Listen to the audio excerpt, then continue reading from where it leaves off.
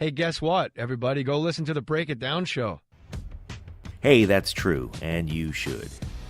And if you know who said that, send us an email. See if you get it right. And if you like the show and want to support it, it's really easy to do. Just keep listening, tell your friends to listen, and share links. Like us on Facebook, we're Break It Down Show. Follow us on Twitter, @Break It Down Show. And give us some 5-star written reviews on iTunes or Stitcher. In fact, if you email us a screenshot of your awesome review, we'll mention you on the show and send you some swag with our new logo designed for us by Dee. He's an awesome dude and graphic artist in San Francisco's Dog Patch. And if you want his info, reach out to us. Now for the show. Dr. Robert Greenberg has been referred to as the Elvis of music history and appreciation. I prefer to say he is to classical music what Neil deGrasse Tyson is to science. He breaks it down so we all can relate to the emotions, the stories, and the personalities, which, for me, qualifies him as this generation's custodian of classical music. I mean that to sound as heavy as it does. He tosses aside all the pretentious bullshit so we can recognize the Tupac in Mozart, the Rock Hudson in Tchaikovsky, and the Rick Rubin in Beethoven. Pete became familiar with him through his many lectures for the Great Courses, which you can find at thegreatcourses.com. And you can find links to a bunch of his stuff on our website, breakitdownshow.com. He got his BA in music, magna cum laude, from Princeton, and his PhD in composition with distinction from UC Berkeley. From there, he's gone on to do a lot. You can read all about it at robertgreenbergmusic.com, and you should. But the latest is that he's on Aura TV with a terrific series of punchy shorts called Scandalous Overtures, where he talks about the sex, drugs, murder, and mayhem among the great composers. No shit. He's been interviewed by Larry King, but not like he was interviewed by me and Pete. He's a composer, a teacher, a friend of the show, and as it turns out, a bit of a comedian, and a musical badass. He's Dr. Robert Greenberg, and he's on the Break It Down show. Enjoy it. We are in Mindseed Soundstage with Dr. Robert Greenberg. Can we call you Dr. Bob? Oh, yes, please. I like Dr. Bob. Dr. Bob. That's what my students used to call me at the conservatory. Yeah. Yeah. Wow. There are a few things that you've talked about that we love that are out there, and everybody can go look. If you guys just Google Robert Greenberg, and you'll find a lot of stuff. The Great Find Courses. a lot of dentists. You'll find, yes, Plastic surgeons. perhaps a tax attorney or two. All the people that my parents wanted me to be instead of a musician, yes. Now, Boy, did you get that right. well, let's start at the beginning. It's funny that you said your parents gave you piano lessons since you were Right. a small child. Right. And then were just flabbergasted when you told them that you decided to pursue a career in music. Right. And it wasn't just my piano lessons. You know, my grandmother was a professional pianist Yes. who graduated from what is now the Juilliard School in 1916. My other grandmother was a professional actress in New York and did a lot of movies, a lot of Broadway. So theater and music was a birthright of mine, and I was expected to play the piano. And when I told my parents I was majoring in music, they were flabbergasted, is a kind way to put it. Wow. They were really pissed. And I still remember my mother saying to me, "We send you to college to major in music?" And I'm thinking, why did you do all of this stuff for all these years then and give me all this positive reinforcement? What was I supposed to do? Play the piano for the first 18 years of my life and then go into dentistry? I mean, give me a break. So yeah, I did the music and it's worked out just fine. Did you know that the keyboard was your specialty when you started your collegiate career, or were you considering horns or something? Oh, no. I was just a piano player. Just piano. Okay. You know, these people who can play well on multiple instruments are really few and far between, and they're miraculous. It's enough to learn how to play one instrument, even passingly, hard enough. Right. So I can't imagine having specialized in more than one to the degree that I could call myself a pro. Is that true in your genre? Because there's a lot of people in the current popular music that are multi-instrumentalists. Right. Like Prince can play anything. Right. But Prince is playing his own music. Right. He's not playing very difficult sonatas by Beethoven on the piano and then transitioning to the violin and playing Brahms and playing stuff written by other people that really is very technically difficult to play. And the other thing about rock and roll and jazz, and my background is in jazz, I mean, that's how I sell myself as a piano player. You're improvising 95% of the time. Of course, you're improvising on chords and scales and given structures, but you're still improvising. You can kind of make it up as you go along, and there's no really wrong notes. There's just lesser and better choices. You can bury a wrong note in artistic license. Oh, don't you know it? That's what I felt. That's what I heard. But if you play a wrong note in Beethoven, you're a slob. Right. Yeah, it is, I think, a different thing. Not only that he's playing his own music, but he's playing he's playing a style that is not so technically demanding. And I think what attracts Pete and myself to you is that you've taken what is, because that's what makes classical music so much less approachable, I think, to people our age, is that it's not in the mainstream. We're not inundated with it, for one thing. But for another thing, from a musical standpoint, you and I talked before we started rolling, and I admitted to you that I call myself a musician in front of almost anybody, and I hesitate to say the word in front of you, but it's that amount of discipline required to play a composition that has stood the test of time, and that has very, very particular parameters in which you have to interpret the music. Mm-hmm. So what do you think it takes to bring a new ear to classical music that you can take that barrier down and say, no, don't worry about the technical part of it. Don't be intimidated by that. Is that the challenge? I think there's a lot of challenges. And I'm going to backtrack just a little bit, if you don't mind. I've always said, and I do believe this to be true, so I keep saying it, that there's basically two big chunks of music out there. Uh-huh. There's the music we grew up listening to and playing when we were teenagers, and then there's everything else. Now, the music we grew up listening to when we were teenagers was, in my case, jazz and rock and roll. Okay. And these are both unscripted musics. These are both conversational musics. They're both originally American musics.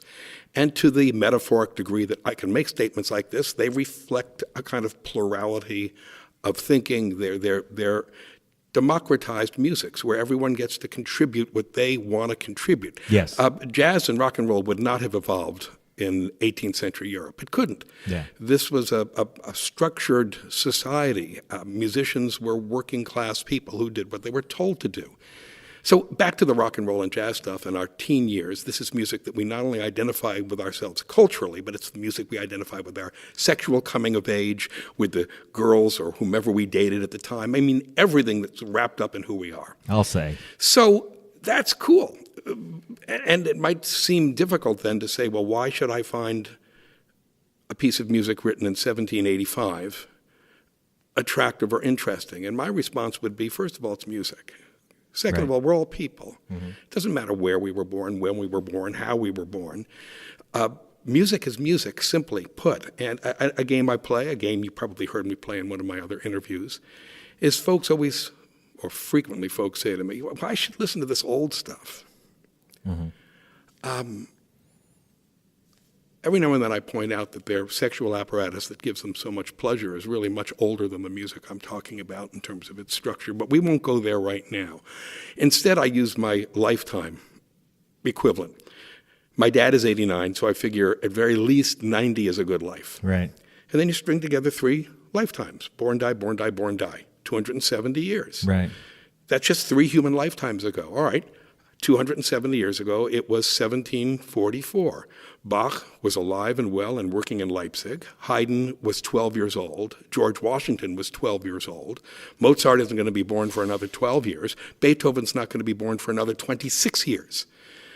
The music of our concert repertoire is not that old. It's not that old, and it comes from a culture, a Euro culture, undergoing the Enlightenment, an increasingly democratized culture, where people kind of thought the way we think. All right, we're a lot better about a lot of things than they were, particularly when it comes to race and gender. Sure. But ideally, and of course everything's an ideal, ideally the ideals of that time were not terrifically foreign to ours, and people behaved the way we behave. So I have no qualms about saying this is contemporary music. Mozart is contemporary music. So my job is simply to paint a picture of the man and the environment that allows you to tap into his life, to tap into his world, and to hear his music through the ears of his contemporaries. I bring up Mozart randomly, but as a matter of fact, the image we have of him today is as the quintessential exponent of his style. But in actuality, he was a man on the outs. He was fairly unsuccessful in his own time. His music was considered too complicated, too long, too many notes. That's the old famous quote. So, in point of fact, Mozart was not the rock star of his time. Mozart was not a popular composer in his time. He was a fascinating individual who pushed the boundaries and whose music still has as much to offer us today as it had when he wrote it. Well, not unlike when Amadeus was... let's see that Amadeus won Best Picture in 84. 84. And then there was a bit of interest in classical music, and people started to pay attention to it a little bit. So I think what has captured our attention is that you are sort of breathing that life into classical music by exposing the flaws, foibles, all the interesting stuff of these composers. So when you mention that Mozart was not the rock star of his day, and that goes counter to the movie, but never mind the liberties that they've taken to make a good movie. Because we don't call it Amadeus. We simply say that movie. That movie. That movie. Yeah. Yes. Along with that other movie, Immortal Beloved, which presumably is about Beethoven. Or that movie, Impromptu, which is presumably about Chopin. Hugh Grant is Chopin. Give me breaks. Listen, Hollywood is in business to tell stories. And if the facts get in the way, then the heck with the facts. Right, absolutely. And that's okay. This is the big question. Should a movie like Amadeus be promulgated as truth if it brings more attention to the music? I mean, where's the role it should play culturally? And that's a tough one for me, too, because if it raises interest, that's fantastic. If it raises interest for the wrong reasons, who am I to say? But if it creates a bad image, if it makes Mozart a horse-laughing idiot savant, which he was not, then that's not fair either. Right. Once you're dead, people can say whatever they want about you, and it's the anarchy of the living over the dead, and there's nothing we can do about that, especially when it comes to Hollywood and stories like this. But my job is to try to tell a better story and to supplement that story, to make sure that the music is the lead in that story, so that while we're understanding the person, we're comprehending the music as both a reflection of that person's personality and a reflection of the environment. Of the time, yeah, sure. Absolutely. You tell fascinating stories. So if our listeners are getting their first exposure here, then we won't feel bad if you stop this podcast and you go and listen to the great courses, or go to aura.tv. Or go to aura.tv, because your series there is wonderfully interesting and colorful, and all these things, by the way, are very easily digestible because they're about 8 or 9 minutes long. Yeah, the aura pieces are short. And with the Mozart piece, there was plenty of fascinating stuff in there. His ability to compose an entire piece in his head, and the fact that it was just a formality for him to get it down on paper. Yeah. I mean, what a shame. God only knows what we'd never got. Yeah, dead 4 weeks before his 36th birthday, so 35 still. Yeah, there's a lot of tragic young lives, not that there aren't today, but, in the 17th, 18th, 19th centuries.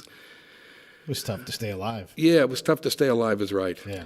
And well, the other thing about the story that was fascinating was the piece that you did talk about where his wife had to tell him stories to keep him awake. Yeah, Don Giovanni. And as he nodded off and needed to be nudged and told a story, and then finally his wife just let him sleep a couple hours. Yeah.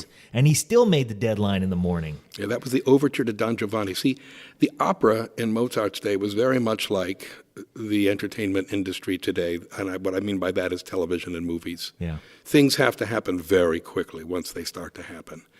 And you'd have just a few months to compose a whole opera. Right. And you'd go into rehearsals, and you'd still be composing. And the overture would always be, that is the musical, the instrumental introduction that would begin such a production, was always the last thing to be written. And Mozart, God bless him, would wait till the night or day before the opening performance, because he would say, I got to see how it's going. I just have to see how it feels before I can write this thing. But that put tremendous pressure on him. Yeah. So he's sitting there writing out parts. He didn't even have time to write out scores. So he wouldn't write. Usually you'd write out a score, a full score that has everything on it. Right, and break the parts down around that. Exactly. And then you give it to a copyist or a bunch of copyists, and the copyists, copy out the parts. But Mozart was such a freak that he figured, we'll do it reverse. We'll assemble the score later. I'll just write out the parts out of my head. Wow. And that's what he would do for whole movements of instrumental music, for whole orchestral movements of music. He would write out the parts, and then they'd assemble the score later. And he wouldn't need it because he was doing the conducting, and he knew how it went. There were times with his piano concerti where he'd do the same thing. He would maybe write out the parts for the orchestra, but he wouldn't have time to write out his own part, so he would just play his own part out of his head. That is amazing. Oh, no, he was an alien. He was an alien. I hate to say that because it relieves him of any human responsibility for his actions, but he had capabilities that really kind of freak us out to this day. Does he have a musical peer anywhere that has any kind of ability on par with that? Franz Schubert Okay. had a kind of ease of composing that was very much like Mozart. Arnold Schoenberg, a great Viennese-born, moved to the United States composer of the late 19th and 20th centuries, had that kind of facility. Felix Mendelssohn had that kind of facility. So yeah, different people had like facilities, but I don't think anyone put it together into a whole package the way Mozart did. And if you would have looked at him, you wouldn't have even given him the time of day.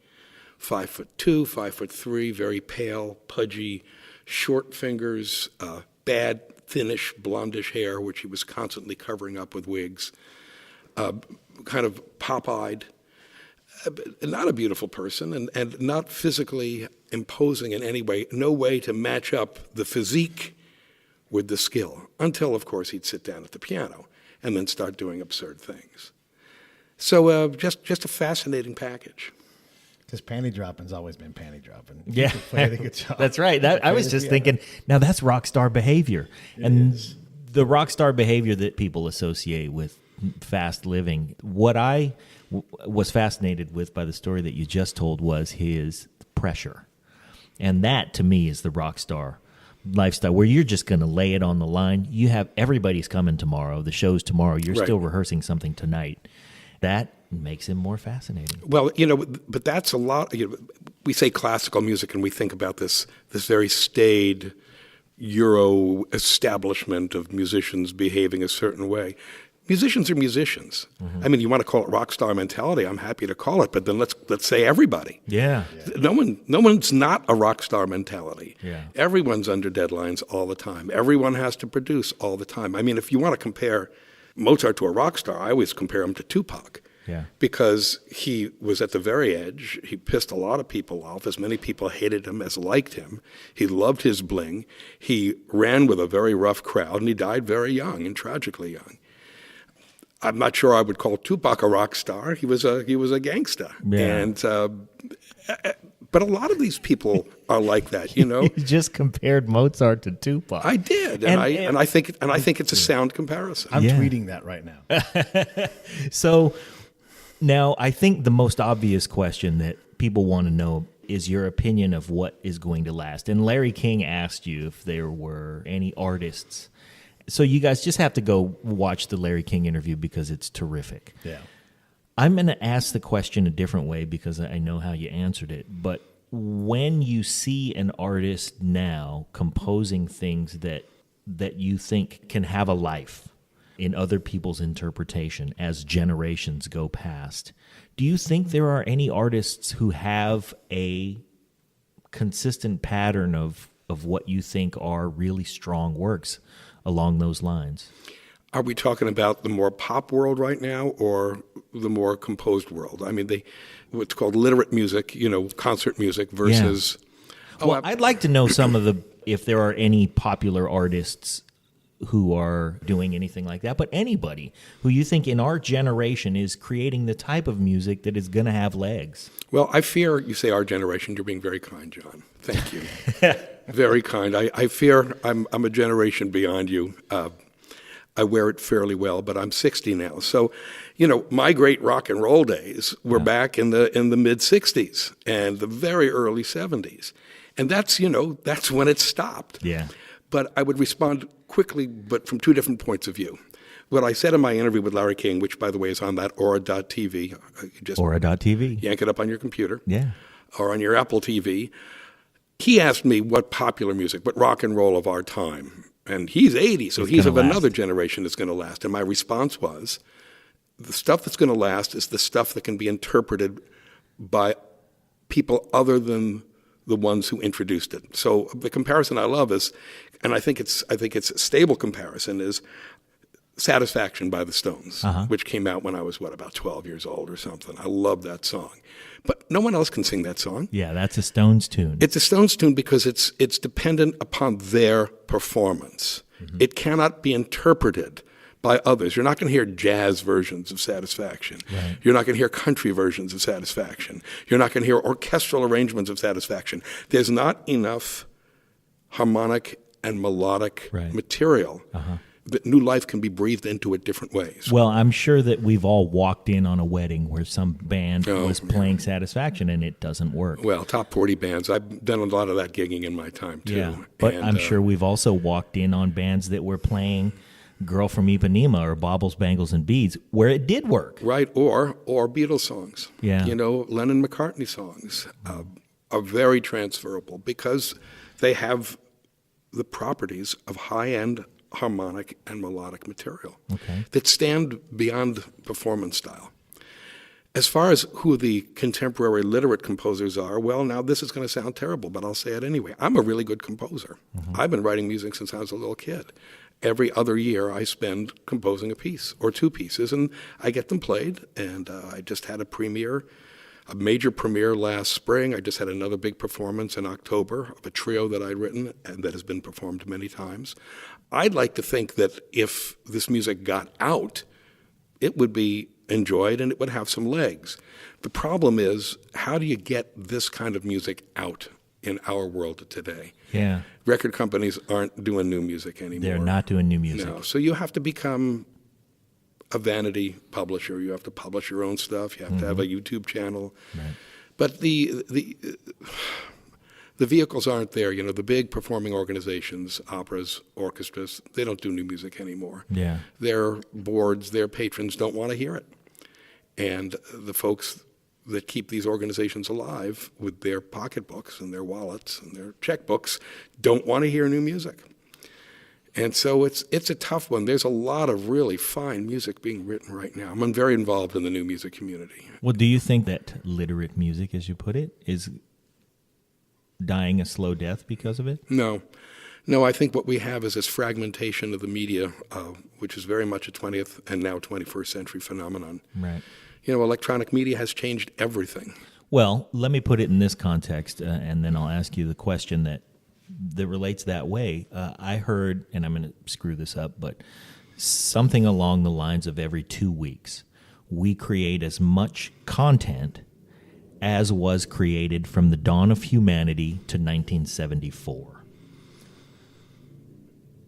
In just the form of all of the, blogs and YouTube videos. Gotcha. And if you just cram together all of the information that we're recording, podcasts.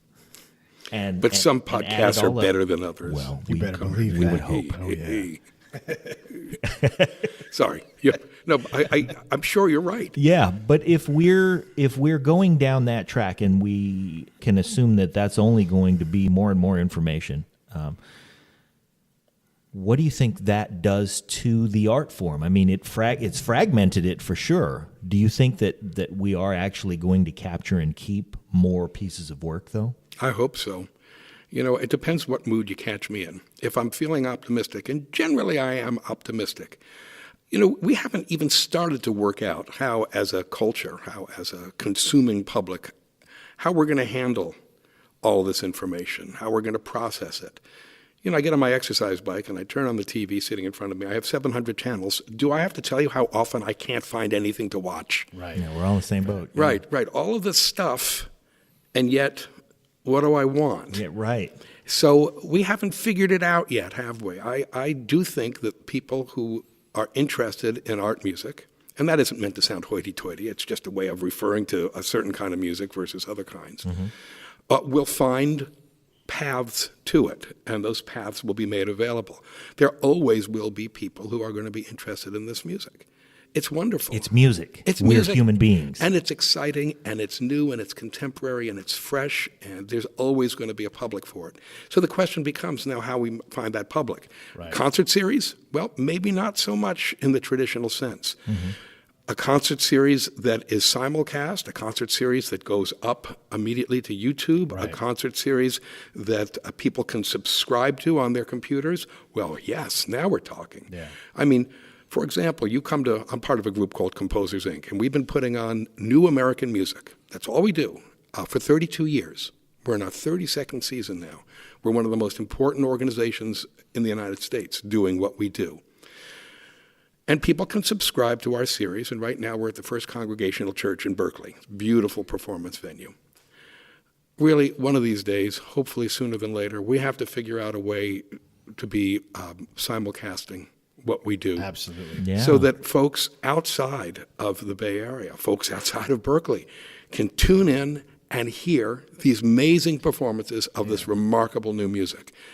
So this is how we have to think about using the technology to break barriers that exist right now. And that's why I'm generally optimistic, because I do believe there's an audience You for should all be this stuff. optimistic. There's You a know? lot going on with that. We're actually probably going to interview a guy that shot an entire feature film on an iPhone.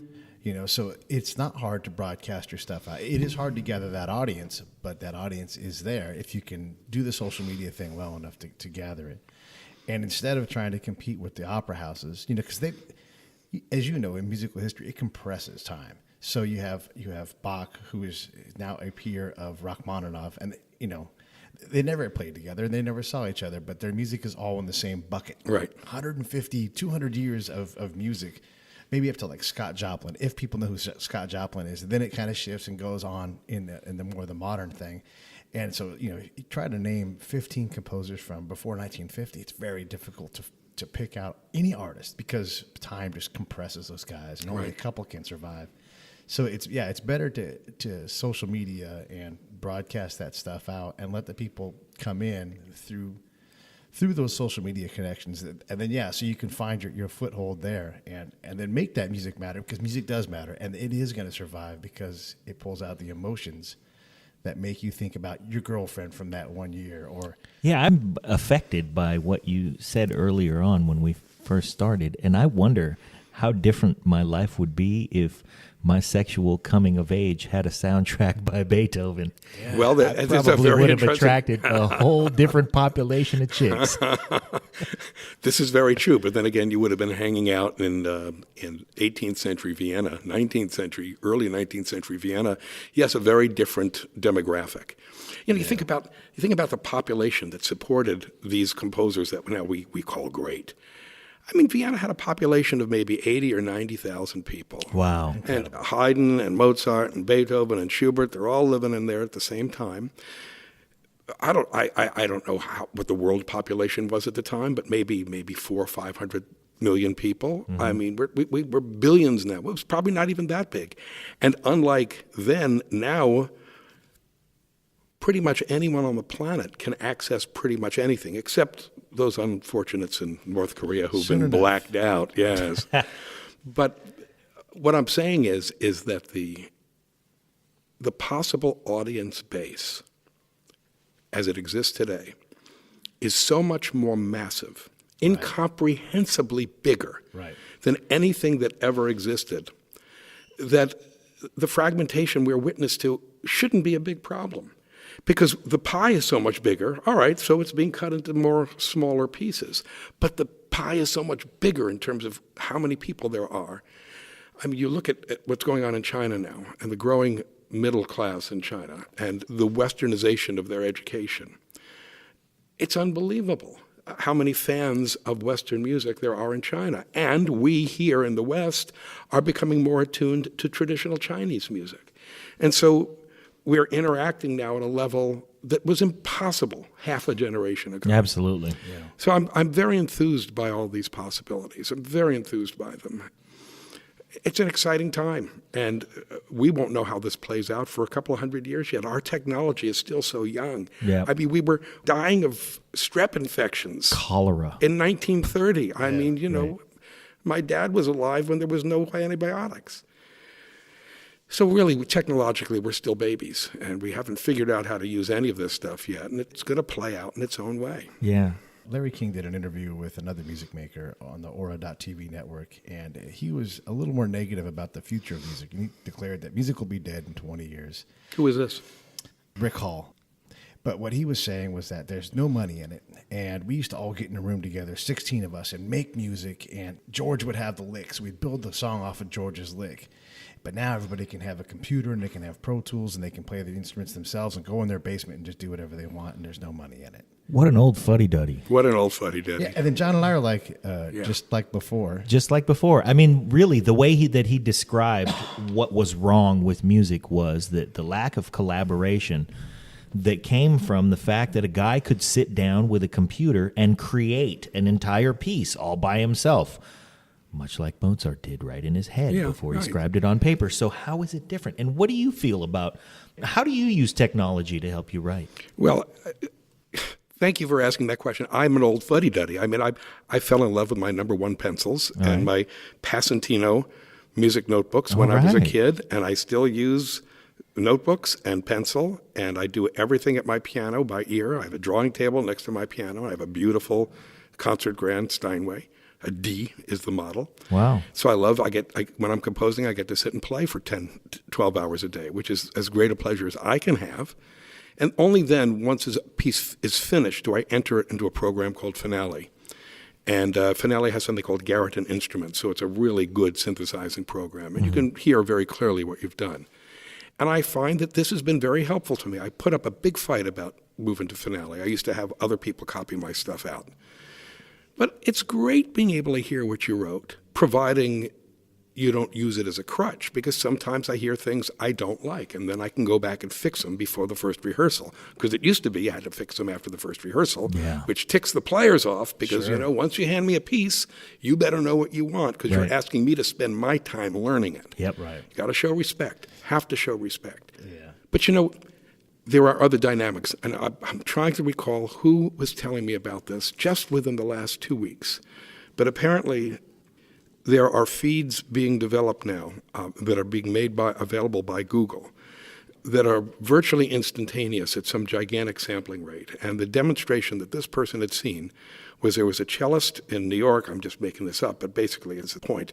There was a cellist in New York and a violinist in Los Angeles and a violist in Houston and another violinist in Chicago, and they sat there playing a string quartet together, and because the feed was instantaneous, they were hearing the information from each other as if they were sitting around this table. Wow. And they were able to make coherent music as if they were in each other's presence. Right. All right, so maybe Mr. Hall is going to have to do a feed like that. And you can be playing with players all over the freaking planet. They don't have to be in the same room. Now, it's more fun when you're in the same room and you can drink together and so forth. But that doesn't preclude 3 people from being in the room, and someone else, the licks you're playing off of, is somewhere else. It just, the music-making process isn't changing. The way we go about it will change, but the process is still the same. And that's always been true. It's Always been a good true, point. yes. Regardless of the tool, somebody will figure out a way to use it as a crutch. Let's discard those folks and concentrate on the people who are using whatever technology it is to enhance the process that brings about the creativity. Right. See, if I'm this guy, what upsets me, and this is where I understand where he's coming from, he got into a world, he got into a business, he figured he could make a living doing A, B, and C. And now technology has pulled the rug out from under him. He can't do A, B, and C. This is his life. This is his world. It doesn't work that way anymore. He can't make a living at it. Right. And that's, I mean, what's worse? What's worse, spending your whole life developing an expertise at something and then finding out that technology has rendered you semi-obsolete? Not entirely, but semi. Right. Yeah. Well, it's no different than if he were a cobbler or a blacksmith or anything else. Yeah, these are all trades, and music is a trade. That's right. And that obsolescence is based on a set of tools. And if it requires a new set of tools, then there are plenty of people who had blacksmith expertise who maybe aren't shoeing horses anymore, but they figured out how to instead do whatever it is they could apply that knowledge to. And I think what I'm hearing from you is that there is still a life for a true composer. Oh, absolutely. And right, music's not dead. The music industry, as he knew it, is changing. Right. But music will never be dead. Music is something we do instinctively. It's something that helps us organize ourselves. It's something that allows us to deepen and extend the language instinct into something much greater than language itself. Mm-hmm. We're hardwired to make music. It's a very potent human, I don't even know it's as natural to us as eating and reproducing and walking, and as necessary. Yeah, and love. I mean, it all kind of goes together like that. And also, another thing we're hardwired for is greatness. So there's someone somewhere who has heard music from somebody. We'll just say Johnny Cash. And they're in their little laboratory with their computer and their Pro Tools. And they're doing like what Mozart did with Haydn with string quartets, where he's like, I've got to write these for you. And they're the best things I can write. And then he basically made that genre obsolete at that one time because he reached such a height of that. And there's someone out there doing that right now. Well, not obsolete. He just raised the bar. Okay, Mozart raised the bar so that when Beethoven came along, Beethoven wasn't looking at Haydn. Beethoven was looking at Mozart's version of Haydn. Right. And then the next guy comes along, or the next woman comes along, and she looks at Beethoven. And that's how styles evolve. You find something that turns you on, and then you do your own version of it. And everything is constantly metamorphosing. But it doesn't mean anything becomes obsolete. It means it evolves. What did a fugue become today? What's the progeny of a fugue? A fugue. Just a fugue, yeah. It's like saying a bug. A bug. It's still a bug. It might have, an extra leg or two, but it's still a bug. All right. Well, now that you've said that, what about the old compositions that remain? And, if we're to breathe new life, here I am adopting your mission. If we're to breathe new life into these compositions by exposing them to younger and younger ears, it's sort of counter to what you just said in that we have to create new music to expose those younger ears to better stuff. How is it these things get any better? I would never say better. I would say different. Evolve. Listen, a Bach fugue doesn't need to have life breathed into it. It's already alive. Mm-hmm. It's beautiful. It's magnificent. It's a glorious example of its time and place, and of this guy who couldn't write a bad piece. If you held a gun to his head, He couldn't write a bad piece. So it's not a matter of saying, we need to breathe life into this. It's simply a matter of exposing someone to what this piece means, what it sounds like, and then letting them groove to it. Now, if we're talking about how these genres like fugue evolve, well, then that's easy enough to talk about because, if I write something that's fugal, I wrote a piece for piano called Fugit. Excuse me. But I did. The pianist who commissioned this piece, a guy named Lino Rivera, is an incredible piano player. And we agreed on about a 7 or 8 minute piece. It was going to be very exciting because it was a celebration piece. But he said, it has to have a fugue in it. I want you to write me a fugue. So obviously it's not going to sound like Bach. I don't use Bach's tonal language. I use a much more abstract, self-generated tonal language. But there's certain things about a fugue that are recognizable, each voice coming in turn and creating that kind of wedge-like stack of melodic ideas, and then episodes that transfer you to different places than the main fugue subject comes back here and there. So he was pretty happy with his fugue, and that's why I called the piece Fugit. And my favorite title, everyone's favorite title is one called Foreplay, which is for a quartet. And everyone wants to call up one of their pieces Foreplay. But it was done by a guy named Milton Babbitt. And it really screwed everyone up because, you're always trying to come up with some title that folks remember that's just as vaguely obscene but not quite. Yeah. So Fugit was it. And I think it works. So that was my take on a contemporary take on what is an old style of writing. Yeah, this brings up, and it brings up the basic issue, the difference between literate music or concert music and more improvisational musics, and that is, you're always playing from a script. Right. The script might have been written in 1740, the script might have been written in 1806, the script might have been written in 2014, but it's still a script. And so you have to understand it against its time and place. And then that's the key. It's always the key, is making a time and place seem interesting and convincing people that the way this music sounds is a reflection of that time and place. Yeah, that's a great segue into talking a little bit about your show on Aura.tv.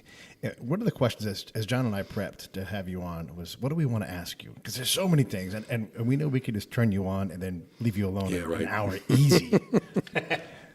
Boy. Fugit. That was a compliment on your verbosity. It's okay. I like to think of myself as the energizer talker. Yes. Okay. Yeah, and you are, and I do need to thank you for that, but I'll do that in a minute. Your ability to dang it, I lost my train of thought. Aura TV. Aura TV, okay. Your show on Aura.tv is great. We were trying to think of what could we ask you, and one of the things is who's the Marilyn Manson of that day? And who was the Jim Morrison? Who's got a bottle of whiskey, and who knows what's going to happen? And lo and behold, you have this show. It's exactly what we wanted to hear about. Can you talk a little bit about where you got the idea for the show? And then you've got 8-minute segments. In Mozart, you could do 80 8-minute segments. It's true. So how do you decide what to do, and what's the roadmap? Well, it was really very cool. I have a blog. I have a Facebook fan page, and I haven't been writing as enthusiastically on that blog as I used to, but I used to do 2 or 3 pieces a week. And I got an email just exactly a year ago, because last December, Mozart died on December 5th or 6th. I forget the date exactly. I think it was the 6th. And I wrote a blog about his death. And I get an email from this guy. He says, listen, I'm the CEO of something called Aura TV. Look it up. I've been a fan of yours for years. I'm reading your blog. This is great. We need to make a program out of this. He loved the idea of the conspiracy to kill Mozart. He says, is there enough stuff out there to do conspiracies against composers? I said, no, but there's enough stuff out there to find all kinds of... Enough dirt to dig up. Oh, don't you know it? Yeah. This is, once we're dead, all the stuff we were hoping no one would know about comes out. Oh, my goodness. Like letters from the old days, but now we've got everything in text and email. Yeah. It's going to be epic for the folks 200 years from now. Oh, we've got photos. We've got Video. We got videos, man. I mean, we've got medical records. Yes, nothing is going to escape future biographers. And so we, over about a month's time, we put this together. And came up with this idea of, originally the title of the show was this ridiculously long thing, Conspiracies, Peccadillos, and Dirty Little Secrets, fun and games with the great composers. Yeah. They came up with the Scandalous Overtures, which is a much better title. I think Scandalous Overtures is just complicated enough to make it be about classical music. But you did mention that long title. I did in the Larry King interview, because we did that interview in May. Yeah. And that was before they had changed the title, and while the pieces were still in production. Boy, I'm glad you changed the title. Me too. Yeah. Well, these are smart people. It's wonderful working with smart people. Again, a great segue. So you drank wine with William Shatner. I did. I would rather have had a martini. But, the whole premise of his show, isn't this amazing? Is there anyone out there who doesn't have a talk show now? The whole You're looking at people. John and Pete have one. Right. We can have one. Anybody can have one. The premise of his show is that he has a bottle of wine in a brown bag, and whomever is his guest tastes the wine and then tries to equate that person's career and what that person does in the world to the wine. With the wine. Problem was that the wine he gave me was this big, fat, sweet white wine, the kind of which I would never ordinarily want to drink, except maybe for dessert. So you said as much. Yeah, I couldn't come up with anything. Yeah. Except that, my wife would really like this. And then I'm thinking, okay, He poured you a chick wine. Yeah, exactly. And I'm thinking, all right, every woman in the world is going to be angry at me for saying something that can be perceived as being, Yeah. You know, just as many people disliked Tupac and Mozart as liked him. So I know, but I can't afford to alienate anybody yet. Give me about 15 years. Now you got to give yourself some credit, and if you won't do it, we will. But you are great at what you do. Thank you. You truly are. Thank you. So one of the things that John and I love about people who are artists, especially musical people, we really love the guys that help us get some action, like Harry Connick Jr. All you got to do is buy tickets. that guy's gotten me laid so many times. Easy, game over. Yeah. Dwayne here at Mindseed with Tony. Why didn't you tell me man. that when I could have That guy's used that? gotten me laid 44 times. He sings us. They were so smart. It's a pop group, and they wrote a song about anniversaries. It's our anniversary. How you cannot fail with that. You just put that on, like, hey, baby. Yep. You know, I'm learning all He's this going stuff. somewhere with this. I want to hear where it's going because I'm learning about all this, and it's too late. No. Well, you give the gift too, and I don't know if you realize this. And this is I've been responsible for you getting laid. Now this I want to hear. absolutely. So Don't we all? I already love the opera. I already just my dad I told you he's got a degree in music, and so we grew up going to shows, that kind of thing.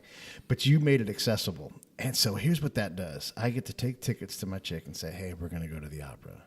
You've got to get dressed up, which they love. We've got to go out to a fancy meal while you're dressed up, which they love. They go, and the stories are incredible. Just the love stories.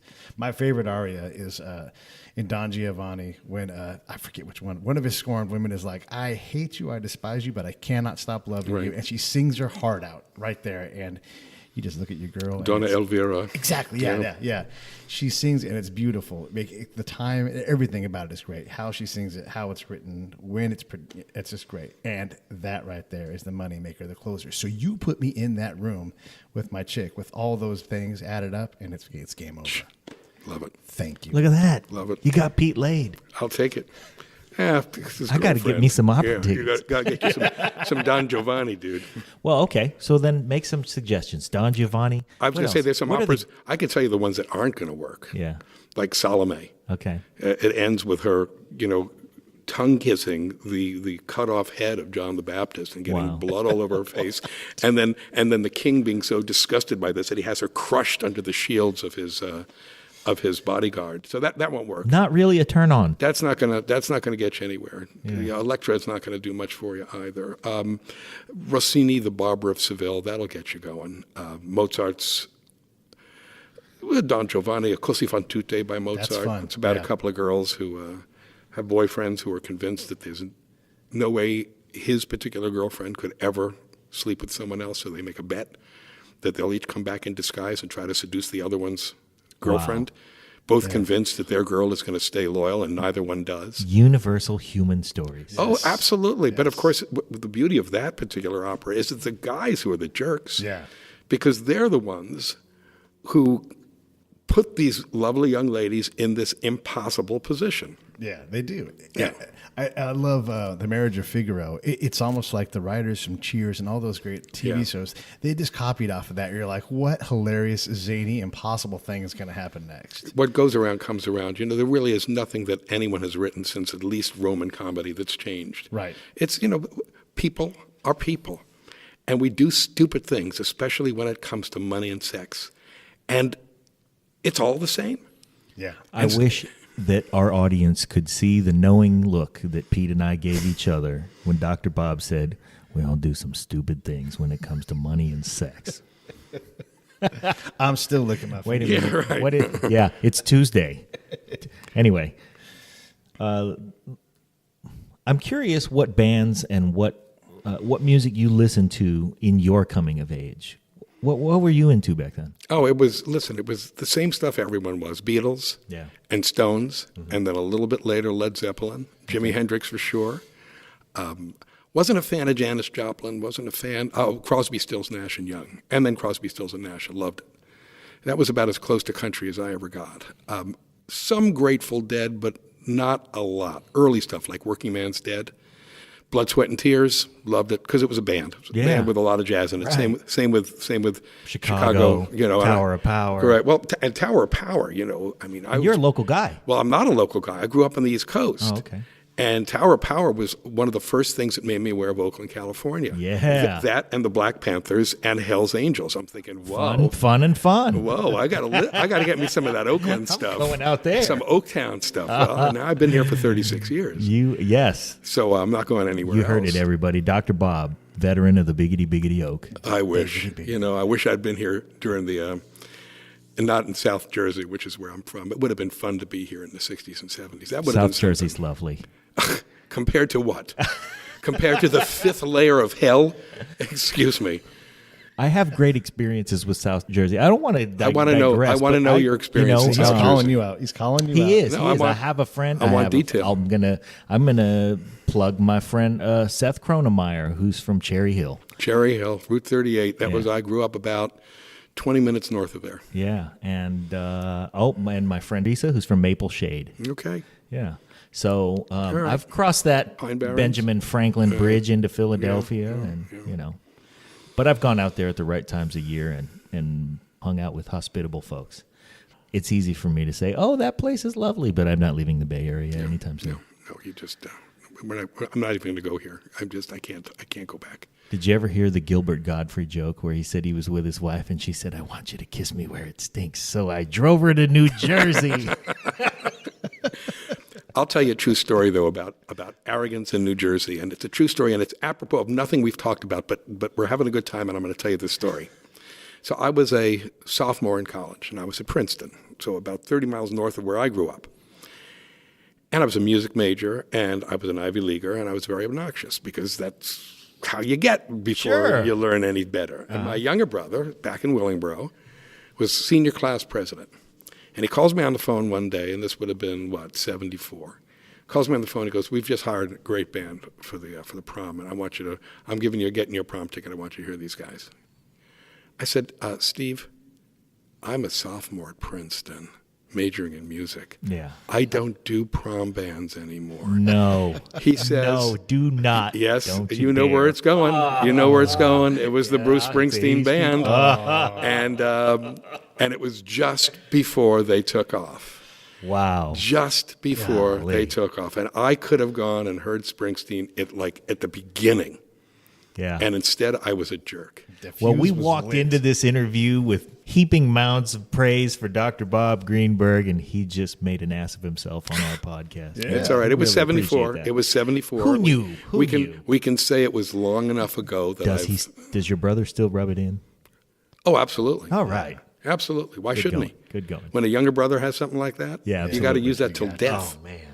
That is amazing. He's a high-end doc and all this, but I'll still put him down. Yeah. I'll still get my knees on his arms and start dribbling on him. And I would think you especially could do like the typewriter on the chest, like a son of a bitch, like just No, actually, wanna be on the there's probably receiving things, end. probably things we can't say on radio, but this isn't radio. yeah, right. Say titty twister. Yeah, all right. I'm ashamed. But underneath every adult male is a 14-year-old boy still trying to get out. At least I believe that to be true, and my experience has proven it to be thus. So, Now that you've brought that up, we talked about the coming of age. Which pieces of work get us laid? Which pieces of work allow us to respond with our inner 14-year-old boy? those were pieces that I probably wasn't listening to. I mean, my impression of Black Sabbath and Ozzy Osbourne and anything that makes you lose consciousness, basically, would be it. But the music that made me insane at that point in my life was Errol Garner, jazz piano players, because this is when I was really getting into jazz. And when I'd hear a great swing, I would just go crazy. I'd just go absolutely mind-boggling. So for me, it was, the stuff that really made me crazy was great jazz, and jazz piano in particular. Yeah. So that's probably different from the acid or the gangsta that does it for a different bunch of people. But that's what did it to me. Not a whole lot of 14-year-olds running around going, man, that Art Tatum. Oh, well, Art Tatum's too scary. Art Tatum that guy is just too scary. He can just do things at the piano that just, like, were not possible. You shouldn't have been able to do that. Wow. Let's not shortchange jazz for the gangsters it had. I mean, Miles Davis will pull a gun on you in a second. Yeah. Oh, yeah. We learned that from Sly Stone. We talked with Sly Stone, and he started the story off with, this one time, man, Miles walked in the room and pulled a gun on everybody. In the whole room. What? For 8 years, I taught music composition lessons to Tony Williams, Wow. who taught Tony Williams. I'm in all these encyclopedias of jazz because Tony took lessons from me for 8 years. Wow. And he started lessons. He wanted, he was a drummer. And Yeah. he born in Chicago. We're all frustrated piano players. Grew up in Boston, went on the road at 16, never finished high school. Mm-hmm. As a drummer, he always felt like he was a lesser musician. Well, he played the drums the way a conductor conducts an orchestra, but that, he just felt inadequate. Yeah. And so we started from the beginning, and he got the equivalent of a full undergraduate education from me. And I was always milking him for stories. And, he was with Miles Davis when he was 16, a kid. Yeah. He was just a kid. And he told just hysterical stories. Knows He told what just he hysterical saw. stories. And at one point, Tony bought himself a Ferrari. He'd been driving a BMW, but he said, Miles had a Ferrari. I always want a Ferrari. So he got himself a Ferrari. I don't know when this was. This would have been about 83, 84. Drives up to my place in Berkeley in a Ferrari. Bad neighborhood in Berkeley. He spent the whole lesson yelling out the window, get away from that car, get away from there. He used to tell the story about Miles and his Ferrari. And he said he just drove like a madman. Like a madman. And Tony drove like a crazy person. I said, worse than you? He goes, oh, no, way worse than me, man. I said, what'd you say to him? He said, Miles, man, you're scaring the crap out of me. Miles said to him, I'm in here too, Tony. I'm in here too. As if that was supposed to make it okay. So Tony said, just close this. I said, yes, Miles, you're in here too. Yes. Oh, Jesus. Yeah. Yeah. That's amazing. Yeah. Where can we see you play piano? You'd have to come into my house and sneak downstairs. We're not going to catch you at the Starry Plow. No, I wish. I'm just a hobbyist at this point, and I'm a good hobbyist. And every now and then I'll play something on one of these great courses. They set me up with a piano, and I do need to play musical examples. Yeah.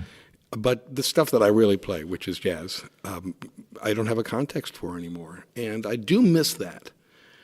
But I have a good time by myself. And I play for all my friends, and we have parties and fundraisers, and I'll play for fundraisers and such. So that's where.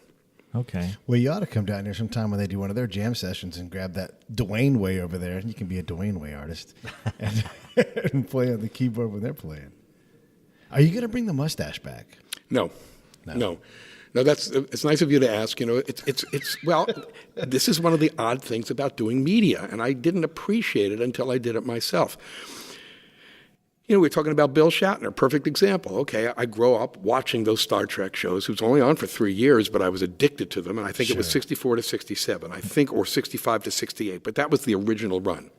Well, we know what William Shatner looks like because he's still out there looking the way he looked 50 years ago. More or less, yeah. He don't look that way anymore. I mean, he's trying, but he doesn't look that way anymore. And, now that there are these videotapes of me out there with this mustache from 93, I made my first course, and I shaved the mustache in 2003. So 10 years worth of courses have this mustache.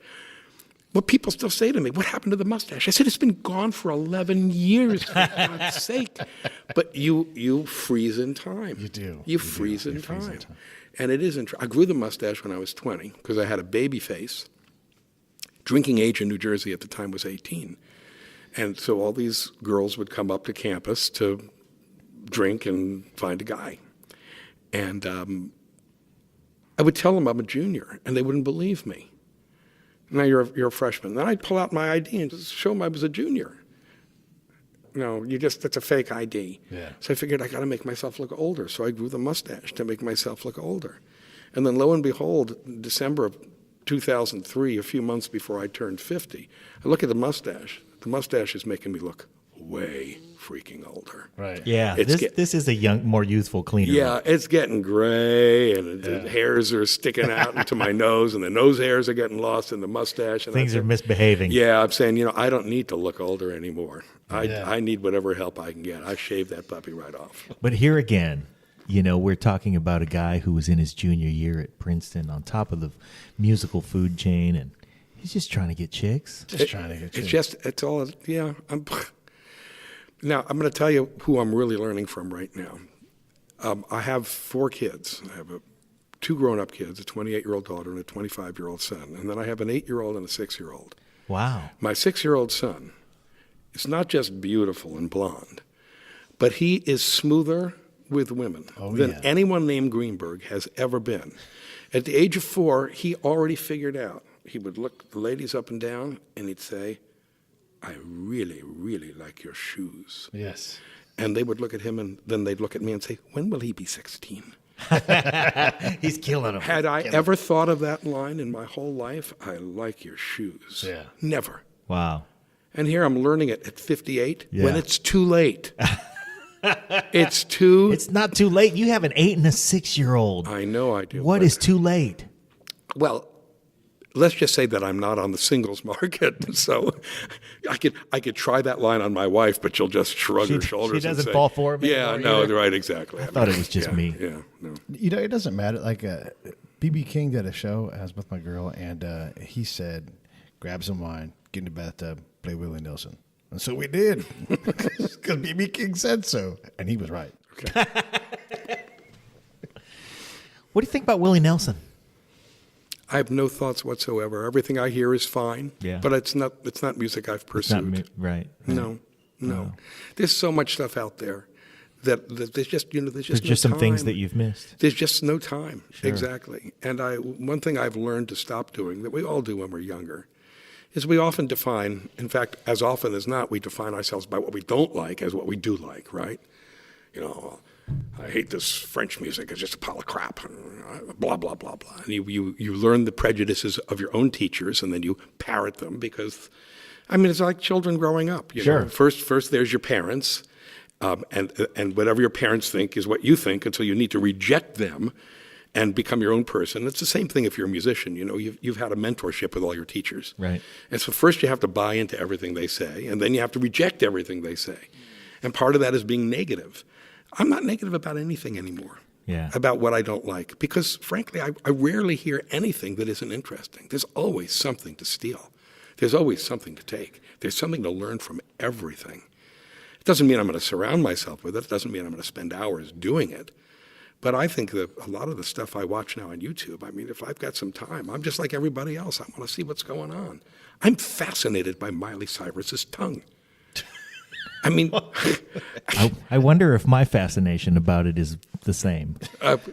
Well, the point is that these are performance-oriented people, Yes. who will do whatever is necessary to grab your attention. Create some. But she's not untalented, and I'm fascinated by it. I'm not going to surround myself with it, but I'm fascinated by it. Yeah. So if I don't know of someone, it's not because, at this point in my life, it's not because I avoid it. It's just because I've never had someone show me how to listen to it. Okay. I'm going to give Pete the last question, but here's my last question. If you could choose a contemporary band to commission you to write them a performance, who would it be? The Chicago Symphony Orchestra. The Chicago Symphony Orchestra. I know you meant a band, but I'm changing the question You can very change slightly. the rules, man. It's your show. Yeah, All right. yeah. The CSO, those people can play. Oh my goodness. Is there something about Chicago? Do you think it's the cold or the something? What is there a factor about Chicago Is it that the makes building? it such a rich musical town? Yeah, partly it's the building. It's the tradition of great conductors they've had there, and then the tradition of players. It's like the University of Alabama football team. It's like the Yankees. You have such a tradition of success that it tends to attract the best players. People want to be in that town. They want to play with this band. Right. The Chicago brass is second to none. And the sound of massed brass is aural with an A, sex, A-U-R-A-L. That's a new phrase. I think I should write a piece called oral sex. Yes. Another one on our look at show. We break out new words all the time here. There you go. So I would love to write for a big, great orchestra. You know, when you're a modern composer, unfortunately, what you write is chamber music or vocal music, songs. Right. And that's what I write. I haven't written an orchestral piece. I wrote my second piano concerto back in '95, and it was premiered in 2000. It beautifully played. But when do you ever have a chance to hear the big sound? And there's nothing more seductive than writing for an orchestra and hearing it. It's so fantastic. So Chicago, I wouldn't be unhappy with San Francisco, but I wouldn't keep my fingers crossed on that one. So my question is, from the composers from back in their time, whoever, Puccini, Mozart, it doesn't matter. When they see, if they were here in this room and they see modern instruments, which one are they most like, I have to get my hands on the whatever, you know, a Roland 808? Is it an electric guitar? What do they want to see? What do they want to play? Because, you know, a lot for Bach, I mean, the instruments got so much better across the board. And we may not violins and that kind of thing, but piano certainly. That's a really interesting question. But, of course, Bach did play the piano, didn't like it at all. Because the pianos of his time... Right. He found them stiff, unresponsive, not terribly sonorous. And he gave a lot of feedback to a local piano maker, a guy who also built organs named Gottfried Silbermann. And Silbermann actually improved his instruments considerably based on Bach's advice and criticism. You know, it would be fascinating to see how Bach would react to a full concert grand piano. He probably wouldn't like it at all. The keys are much wider than the harpsichord keys he was accustomed to playing. Those were much smaller instruments. They were like Casios in terms of the size of the keys. Yeah. But he would have to address the instrument very differently. Playing from the wrist doesn't work on a modern piano. You'll only hurt your wrist. You have to play from your back and your butt and your shoulders. You have to use your whole body on it. So these are good questions. I don't know if Bach is a good example. Beethoven would be interesting. Beethoven always wanted bigger pianos. So he was always demanding bigger pianos and writing for pianos that really, in theory, didn't exist yet. If you look at the kind of chords he wrote and how long he asked things to be sustained for, there were no contemporary instruments that could sustain the way he was indicating. He very often wrote for notes that didn't exist yet. And he would say, well, sooner or later someone will be able to play that because pianos keep getting bigger. So sooner or later, that note's going to be there. That's amazing. Yeah. That's we don't give him credit for that kind of foresight. Oh, you know, the Beethoven and the piano, you know, that was his axe. That and the organ, that's what he played. And he played the organ as a young man. And I'm convinced that the organ preconditioned everything he heard because he wanted his pianos to have that same sonority, that same power, that same punch, that same range as these big pipe organs. And so he beat the living daylights out of these pianos, which, when he was young, were made out of balsa wood and dental floss. Yeah. They just fell apart under his hands. But Beethoven's career corresponds exactly with the growth of the piano from a small harpsichord-like instrument to a metal-harped instrument. That is, instead of wooden harps, metal harps that could accommodate much more tension, much thicker strings, and much more sonority. And much more force. Correct. Although he was deaf by the time they came out, he still beat the living daylights out of these pianos, claiming he could hear them through his fingers, through his bones, which he probably could. So I think Beethoven would be fascinated by a modern grand. I'd be curious to see what he would do with one. It'd take him a while to get used to it. I mean, he'd need some time. Sure. But it would be interesting to see what he would do with it. Because it's much closer to his ideal than the pianos of his day. That's incredible. Yeah. To be that far ahead. Dwayne's that far ahead in fashion. Sly is too. Right. But, man. You know what? I definitely want to be respectful of your time, although I could do this all night, which, you know, I wish we could roll a bar in here and pour some drinks and do this We'll do endlessly. it again. We'll do it again. You know what? I would love to do it again because this is what I'd like to do. I'm going to take your suggestions that you made earlier for the romantic pieces and the more tragic pieces, and then get to know them, and then Pete and I will debate them and form some opinions about them, and then we'll come back and we'll do maybe a show where we, analyze them in front of you, and you can see how we've grown. Or play some music, and then we can talk about what you're hearing. Yeah. That'd be fine. That'd be great. That'd be a lot of fun. Yeah, actually have the music present. That'd be great. Well, this has been a tremendous pleasure, although I kind of think I don't yet know how much of a pleasure this has been. And as I reflect on it over the next who knows how long, I'm going to think, man, I didn't realize what we did that afternoon. Oh, this is good. So thank you very much. My pleasure. Thank you for having me. All right. You can find more of Dr. Bob's work at robertgreenbergmusic.com or check out his terrific and vast lecture series at thegreatcourses.com. But I really encourage you to watch his show, Scandalous Overtures, at aura.tv. And there are a lot of good shows on that site. We appreciate you listening. We hope you like it, and we look forward to your feedback at breakitdownshow.com. We answer all of your messages. So if you want to support us, keep listening, tell your friends, and break us off some 5-star written reviews on iTunes and Stitcher. Do that for us and email us a screenshot of your awesome review, and we'll mention you on the show and shoot you out a Break It Down Show bumper sticker or something. We don't know what yet, but we got a new logo and we're getting some new swag, and we want to share it with everybody. We really do appreciate it. So for Dr. Bob and for Pete, this is John saying thanks for listening, and we'll make more.